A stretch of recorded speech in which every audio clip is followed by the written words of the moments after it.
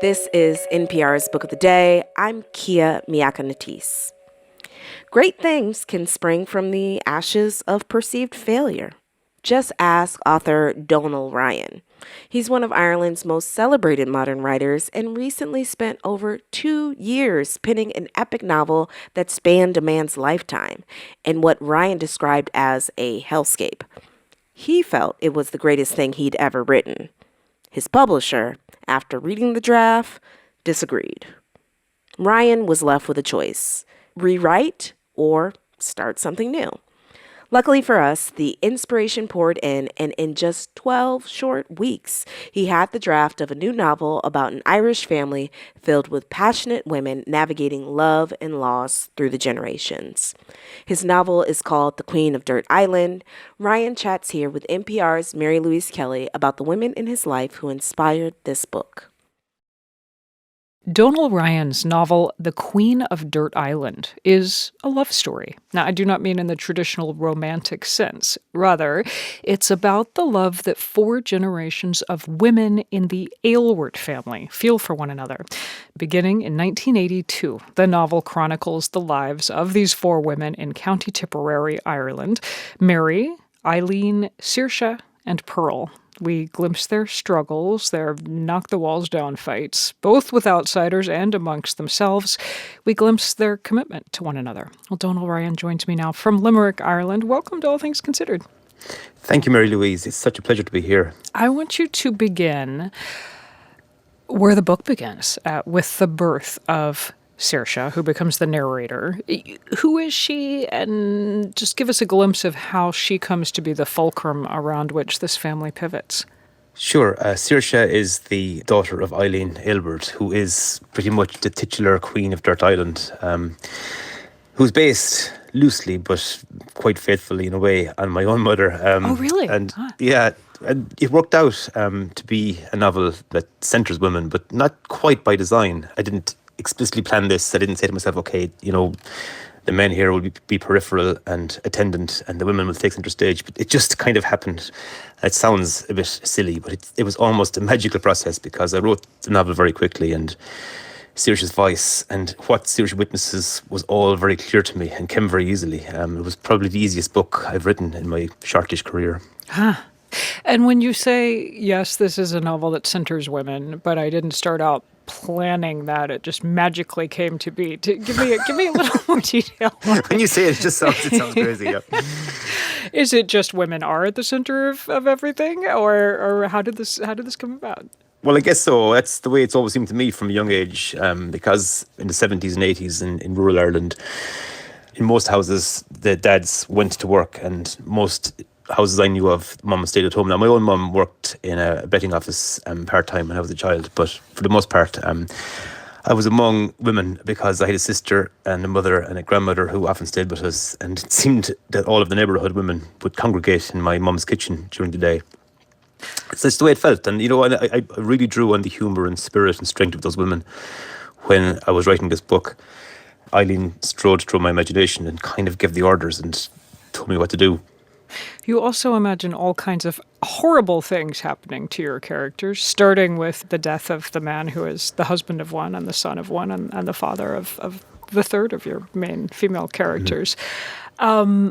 And I'm curious what that was like, imagining it sounds like a place inspired by this very safe central place in your own life, and then imagining, well, what if everything had spun in all kinds of different directions? Exactly. I mean, I made a pact with myself years ago when I started to write seriously. I decided I was going to try to narrow the distance between the reader and what they were reading as much as possible. I was going to try to draw on the best and worst parts and all of the variegations in between of life. And so I wasn't going to shy away from the darkness, from the awful things that befall people. Because life is so fragile. No. I thought, I'm going to try to have something in here that bends towards that lovely kind of dark, scathing Irish humour in every chapter, if possible. And I think it comes through mostly, I think, from Nana, to be honest. She's kind of the grandma, a raucous character. Yeah, I love her. She seems like she might have been the most fun to write. Oh, absolutely, absolutely. And I have to say, I mean, I do love the character of Nana, and for me, she encompasses the whole book. And when I think of the book, I think pretty much of Nana's face and her voice and what she's saying. She became so real while I wrote. And I wrote an article recently that was published on LitHub, and I talked about how it seemed as though there was a ghostly, disembodied voice whispering inspiration in my ear for the whole 12 weeks of the writing of the first draft. And I think that voice was Nana's, for sure. 12 weeks. And this book is, the version I'm looking at, is pushing 250 pages. That's an extraordinarily fast writing pace. Yeah, I was kind of in a panic. No, I wasn't panicking during the act of writing, but I had spent the previous 2 years, I'd spent all of my writing time composing a much longer and much darker novel that spanned a man's lifetime. And I described it as a hellscape because he is coming to terms with some awful acts he's committed. And so it's a series of confessions. But I was genuinely convinced during the writing of it that this was the best thing I'd ever written. But I was very gently and kindly disabused of that notion by my publisher and editor when I sent the manuscript in. But they did say that they would publish it, but it would have to be radically changed. And I genuinely did not have the heart to go near that book again. And I thought, I could write another book. And I sat at my desk thinking, but I don't have an idea. I've got nothing. All I've got is the residue and the dim, dark echo of this long novel. Yeah. And literally it felt as though I looked up through the skylight and it felt as though a voice came from heaven and said, what about a house full of women? Wow. You also, if I can just touch briefly on the structure of the book, it's very short chapters. I don't think there's a single chapter that's more than two pages. They're all like a page and a half, one-word titles to each of the chapters. I'm curious why you wrote it that way. It felt to me almost like you were giving me a family photo album. You weren't going to tell me what happened every single day, every single minute, but you would give me these snapshots, and each chapter felt just like a poof, there goes the flash. Here's what you see now. And it allowed me to fill in what might be happening in between. Was that intentional? Oh, that's a lovely way of putting it, Mary Louise. Thank you. And it was. I mean, the main reason for each chapter is actually exactly 500 words, no more, no less. Literally, each chapter is exactly 500 words? Yeah. Huh? And I know it sounds arbitrary, but it started to make sense because the first few vignettes I wrote worked out at around 500. And I thought, just for tidiness here, I'll clip these back to exactly 500 so I can keep a very, very close eye on the construction of it. I can keep, I can use if I used a very strict modular approach, I thought I won't veer off track. I won't digress too much, and I can keep a real control on the pacing of it. And it really worked. But I thought as well, it's natural. This is a natural thing because every day is one revolution of the earth, is the exact same length. And some days are just ordinary days where you go to work and not much happens and it's a nice, pleasant day.